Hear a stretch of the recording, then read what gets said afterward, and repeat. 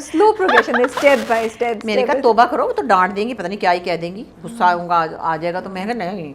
फिर अनवर साहब ने उनको फ़ोन किया, मैंने कहा बात सुने, मैं तो बहुत दुबली थी ना, इससे भी आधी थी. तो मैंने कहा वो थोड़ी चबी थी और वो क्या माशाल्लाह एक ग्लोब थी, एक जलता हुआ.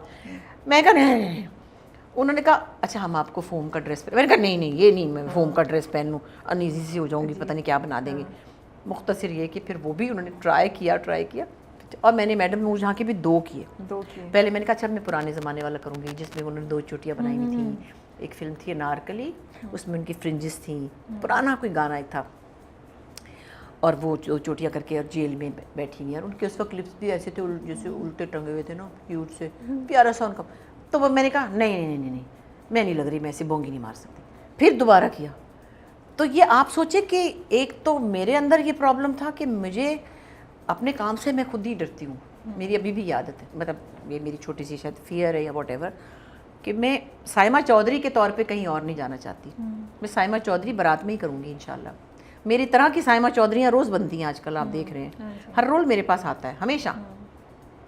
वो फिर मैं नहीं करती हूँ, क्योंकि मैं किसी के भी ड्रामे में साइमा चौधरी बन के कूदना नहीं चाहती. उसका एक अपना चार्म है. सही बात. वो चाहे अब साल हो गए भूल भी जाएंगे लोग, वैसे तो नहीं भूल रहा कोई, लेकिन चलो उसकी तरह के और बहुत से लोग कर रहे हैं, तो वो ठीक है. तो वो मुझे हमेशा से ये था कि मुझे अब मैं ये बनी हूँ, इसके करीब नहीं. मुझे बिजली नहीं लगना अब. अच्छा.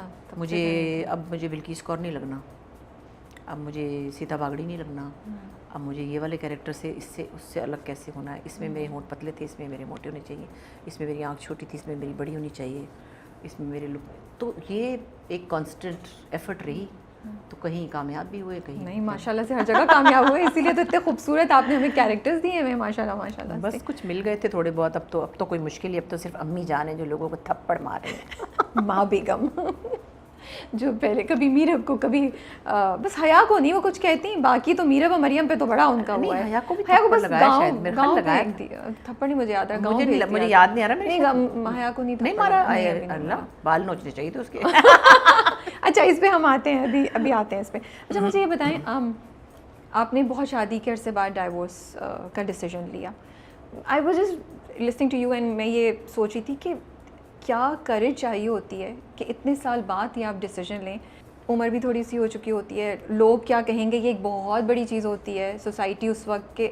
और ये एक जो लाइन है, इतने साल गुजार लिए तो बात भी कर लेती. यू नो, ये लाइन बहुत सी औरतों को ये डिसीजन लेने से शायद रोकती है जो चाहती हूँ.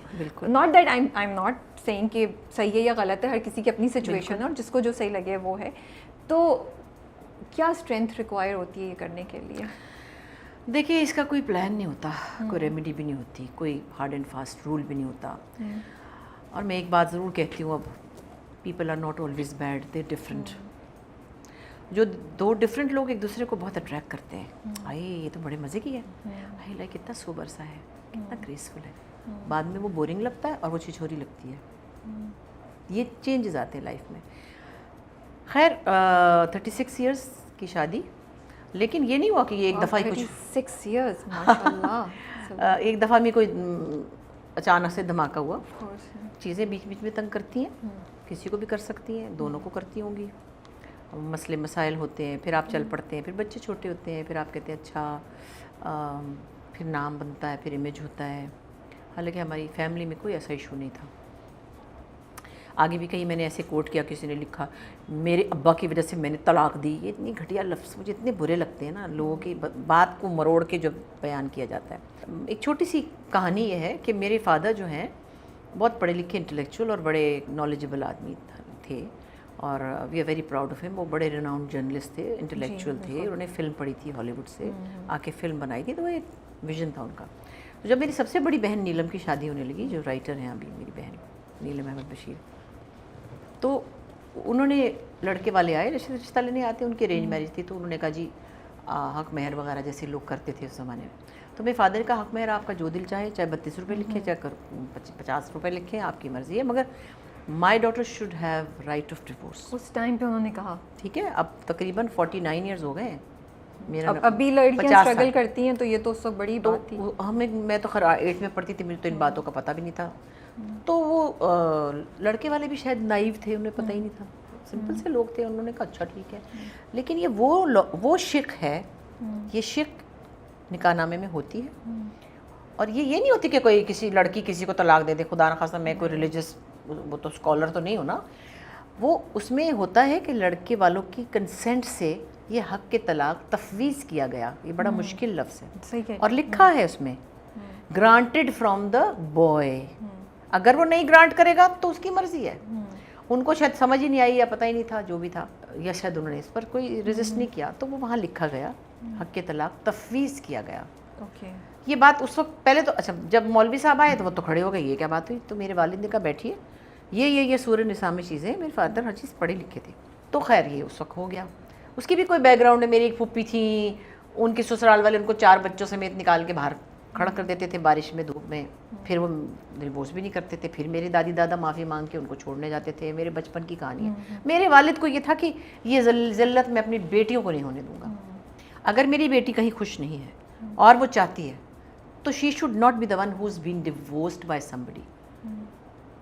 اس میں اسٹیٹس کا فرق آ جاتا ہے نا. صحیح بات ہے کہ یہ نہیں کہ اس کو طلاق دے دی.